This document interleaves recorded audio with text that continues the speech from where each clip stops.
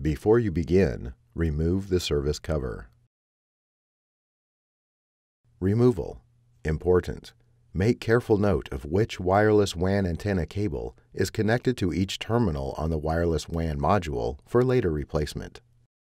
Carefully disconnect the wireless antenna cables from the wireless WAN module by grasping the connectors with a small pair of needle nose pliers or tweezers. Caution: use care when disconnecting the wireless WAN antenna cables from the wireless WAN module. Damaged cables or connectors can degrade notebook performance. Remove the 2mm P1 Phillips head screw that secures the wireless WAN module to the base enclosure and allow it to release to the spring tension position. Grasp the wireless WAN module by the edges and pull gently to remove it.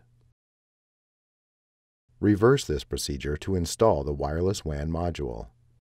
Important: when installing the wireless WAN module, be sure to align the notch in the wireless WAN module with the key in the wireless WAN module slot in the system board.